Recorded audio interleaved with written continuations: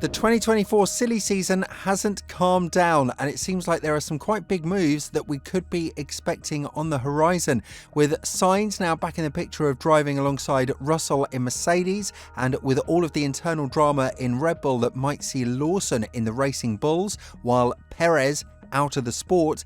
What are some of the most shocking moves that we'll see ahead of the new season? In this video, we go through all of the relevant statements from all the drivers, high-profile personnel and teams involved, and we delve deep into the most realistic scenario for every involved side. So let's get started with the most interesting one.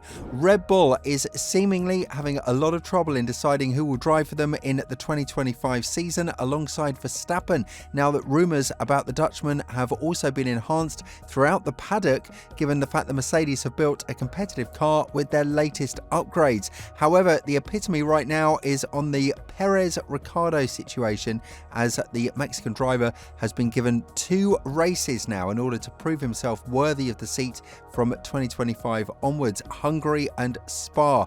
On the other hand, Ricciardo will also be monitored very closely during this period because, as all things stand, he is the lead candidate for the second Red Bull seat, but he would have to prove himself in the same 2 races before the summer break. If reports are to be believed, Perez has been given 2 ultimatums in his new contract, as we all know that Red Bull prefers this working method with their drivers. For example, if the Mexican driver is to have 100 points less than Verstappen or be 5 places below him in the Drivers' Championship by the end of Spa, then we're very likely going to see him being replaced. The interesting situation is that the driver who is poised to replace him has been dubbed to be sacked from the sport indefinitely, as Ricciardo himself said that he hasn't done enough to prove himself to Red Bull, and the inconsistency in his driving is what frustrated him the most. Nevertheless, Helmut Marko opened up the door for Liam Lawson replacing the vacant seat of Ricciardo if this scenario is about to happen. And when talking about the entire Red Bull situation with their drivers, Marko went on to say, all Formula One contracts have exit clauses. Most of them are related to performance, or let's say for the top drivers. As I mentioned before, we will have an evaluation during the summer break and then we will make a decision. The goal was that with exceptional performances, Ricciardo would be in the frame for Red Bull Racing. That seat now belongs to Perez, so that plan is void. You have to put a young driver there soon, and that would then be Liam Lawson. Ricciardo's response was quite swift. He didn't really bother that much, saying he is the driver in the car and he is the one that needs to make the difference with the on-track performance, not the off-track talking. However, the Aussie understands that equally as Perez, it is also his seat that is under a huge threat of being taken by another young talent, even with the knowledge that he has in the technical field as well as his massive marketing value for Racing Bulls. This is just the tip of the iceberg when it comes to the silly season, because while it means that Perez will be out of the sport indefinitely now that Racing Bulls are willing to promote Lawson, a lot of other seats are under a huge threat, Sargent involved. A driver who was very much connected with a potential Mercedes comeback or a shocking Red Bull move is now very likely to make a legendary comeback in Williams, the team with which it started it all, and that is Valtteri Bottas. The Finn has expressed his true feelings about the F1 silly season now that it seems that Sainz is holding all of the threads in his hand, and while many believed Audi would be interested in a signature from Bottas, it is very likely that the German manufacturer would move away from the services of the 10-time race winner. During the Imola GP that happened a while ago, and when the talks about Sainz' reluctance pushing the team in another direction had already resurfaced, Bottas was spotted exiting the motorsport home of Williams. All of this goes to show that there is a lot of ground to be covered from the Grove-based squad, but they are showing quite the dignity, not kneeling before any driver's needs and pushing their own scenario.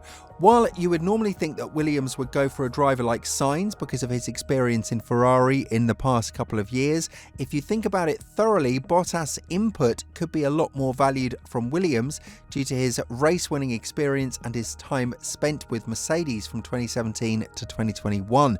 This is of course something that Williams have spoken about, and it goes without saying that the seat of Logan Sargeant is put under a direct threat because of his poor performance, despite his steady improving progress in the last couple of races.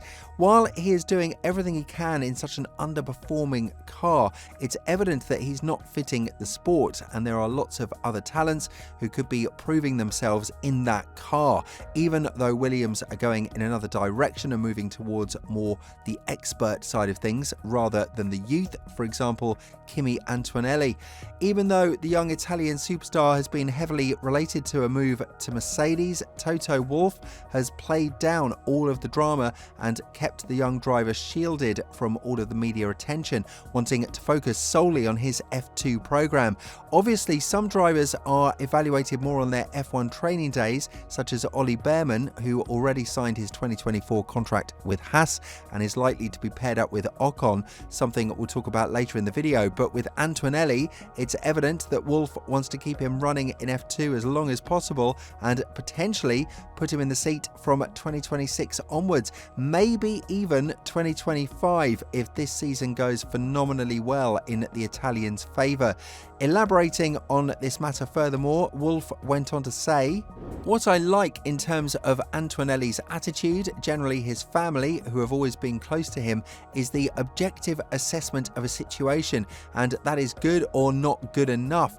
And I don't think that the pressure harms him at all, the way he performs in the car and how he drives. You can clearly see it's a good benchmarking with Bearman. They are pretty close. Kimi has a rapid career progression. He is 17. He hasn't even got a driving license for a road car, and the best ones will be able to cope with that, with the amount of scrutiny and the pressure, and it's going to get bigger."